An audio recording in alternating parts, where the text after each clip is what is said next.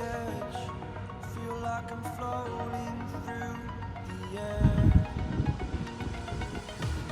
The pain I felt is paid for. All is said and done. Oh, I am restricted, fixed upon the web. I need to kick the habit that my mind is breathing in.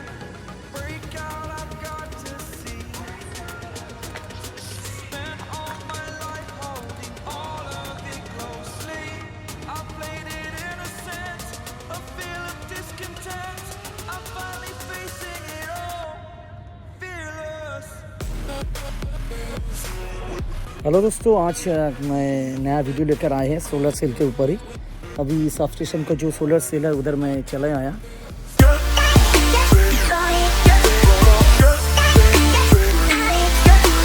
तो ये अब दिख रहा है total ये solar cell है, ठीक है।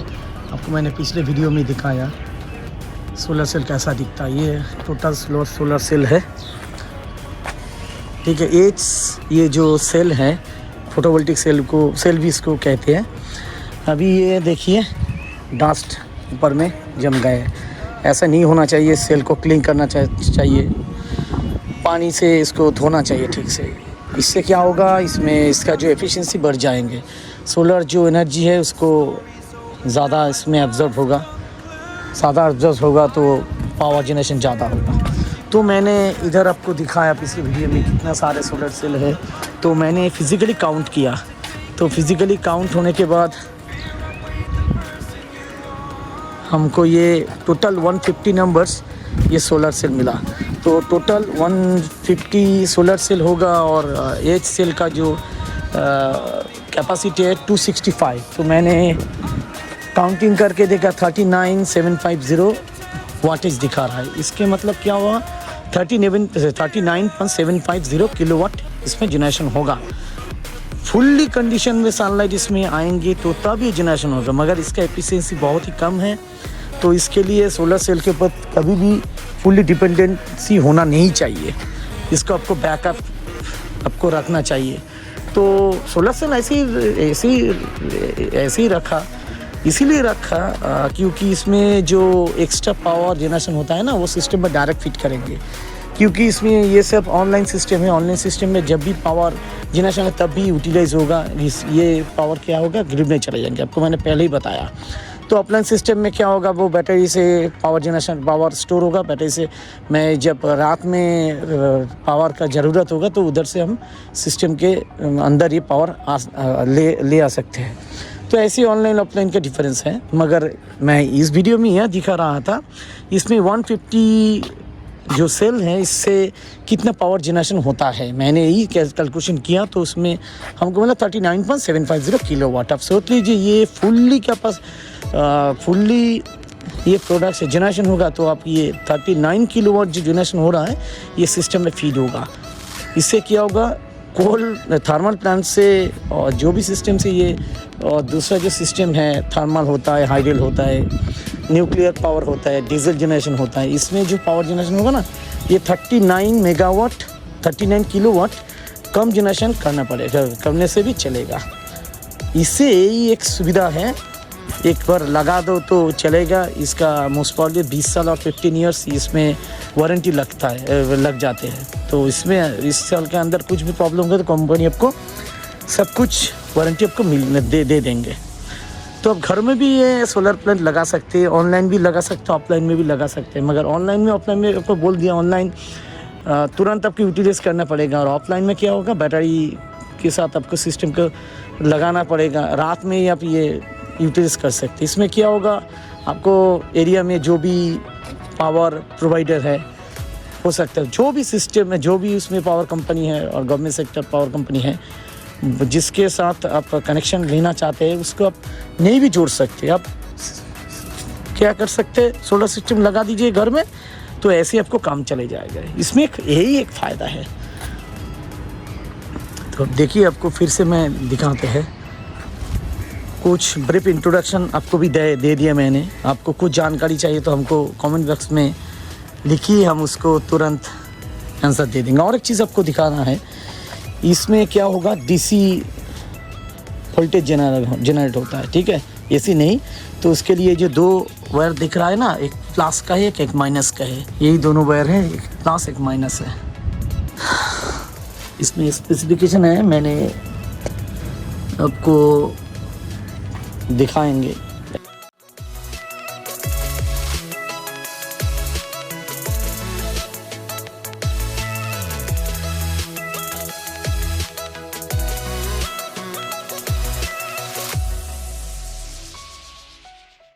इसमें क्या होता है, ये जब आपको सिस्टम में लगाना है तो इसका जो वोल्टेज कॉम्बाइंड जो वोल्टेज होना चाहिए, आपको नॉर्मली जो थर्मल प्लांट और हाइड्रोइलेक्ट्रिक का जो भी सिस्टम से जो भी जनरेशन अब वोल्टेज अब ले रहा है ना, उसके जो वोल्टेज हो रहा है, आप सोच लीजिए सिस्टम का वोल्टेज 230 और इसका द्वारा जो जनरेट वोल्टेज है वो 245 होता है और 240 होता है। ऐसे ही होना चाहिए, ज़्यादा होना चाहिए। इसमें क्या होगा, हम जानते हैं पोटेंशियल डिफरेंस क्या होता है, वोल्टेज होता है। तो जिस साइड में वोल्टेज ज़्यादा होगा उस साइड से वोल्टेज फ्लो होगा। तो ऐसे ही इसमें ही होता है। फोटो वोल्टेज का सेल सब समय ऐसा ऑल टाइम क्या होता है, इसका जो जनरेटेड वोल्टेज जो ज़्यादा होना चाहिए। इसमें क्या होगा, इसमें ये जो जनरेटेड इसके द्वारा जो जनरेट वोल्टेज होता है वो सिस्टम में फीड होगा। नहीं तो लगाने के मतलब क्या है, इसका वोल्टेज सोच लीजिए 230 के कम हो गया, 226 हो गया, इसमें क्या होगा, ये सिस्टम में आ नहीं सकते, सिस्टम को वोल्टेज फीड नहीं कर सकते। इसीलिए इसको जब भी लगाएंगे इसका वोल्टेज ज़्यादा होना ज़रूरी है। ये एक चीज़ आपको माइंड में रखना चाहिए, नहीं तो ये सिस्टम में ये वोल्टेज दे नहीं पाएंगे। यही चीज़ बोलने के लिए मैंने आपको ये वीडियो दिखाया। तो सोलर सेल बहुत ही अच्छा है। अभी जो सब्स्टिट्यूट जो अभी सिस्टम में आ रहा है, ये एक सिस्टम होता है। कनाडा में स्मार्ट सिस्टम भी आ गया है। उसमें क्या होता है, कनाडा में क्या होता है,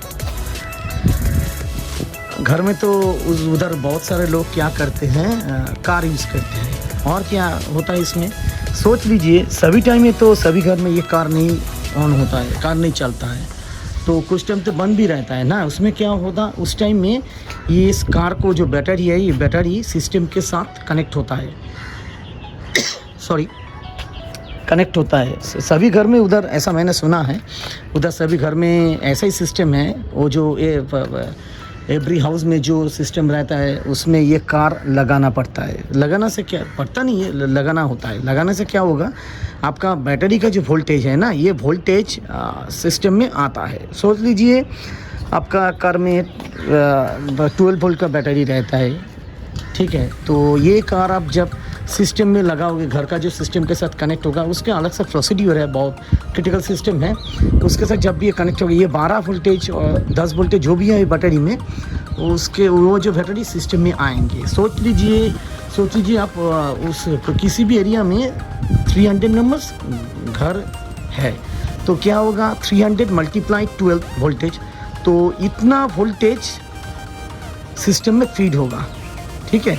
इतना तो नहीं फीड होगा, उसको मल्टीप्लाई करके सिस्टम का जो वोल्टेज है वो पहले कन्वर्ट होगा उस सिस्टम वोल्टेज में। वो सिस्टम वोल्टेज ग्रिड में आएंगे, ग्रिड में कनेक्ट होगा। इसमें क्या होता है, इसमें उधर का जो पावर सप्लाई कंपनी जो होता है, उसमें जनरेशन करना नहीं पड़ता है।